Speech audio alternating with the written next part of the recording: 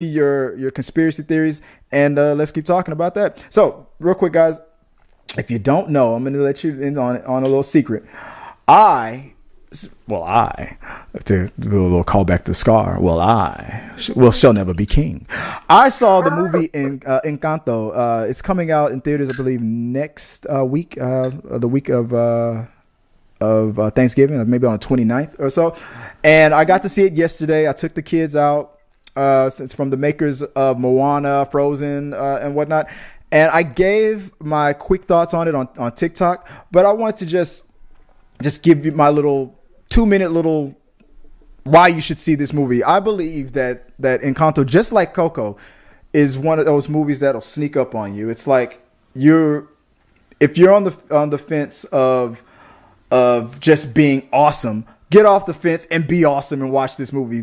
I said earlier that this movie was like the epitome of a magical Disney movie. It had everything. I mean, and I feel like it had a callback to a lot of the Disney classics, from Lion King to The Jungle Book to Frozen to Toy Story. It had almost if there was a movie that was like give me the most campiest, Disney tropiest, and put every Disney element that you can think of and throw it into a movie and make this the most magical thing you've ever saw in your life, throw it into this movie. That's what this movie did. But they did it in a smart, fun, and sophisticated and entertaining, exciting way, all while showing in my opinion, respect. And I'm not speaking for the community, because I'm not in the Latin community. But I felt I'm gonna have to ask my Latin friends. I felt like they were doing it in a very respectful way. So the jury's out. I got to ask my friends after they see it what they thought about it. But I felt like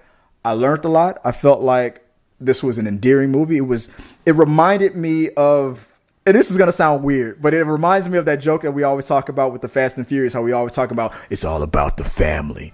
That's what this movie did. It stays focused on family. And if you know anything about my crazy family, or if you have one of your own, you know that families, they come in shapes and sizes. They have you have that uncle that might be that might not always get invited to every cookout, because you never know what he's going to do. You have that one family member that you feel like might be always thinks they're always better than everybody or perfect. Or maybe you have an insecure person. Maybe you have the big mama in the house who's always keeping the family together. And it's got it all. It's got every trope that you think of in your family, from the good, the bad, and the ugly, and that.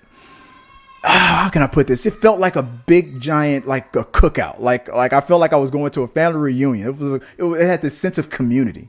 It had it all in there, and I had a good time. I was smiling from ear to ear the whole time. My kids were enjoying it, and I guess that's all I can say without spoiling it. Very magical, very beautiful. The animation was some of the best I've ever seen. The only thing that I think I can criticize it on was that there was no let it go moment. Like the song, the music was good, but there was no, maybe for me, standout song. Like I felt like with Frozen, or I felt like with Moana, there was a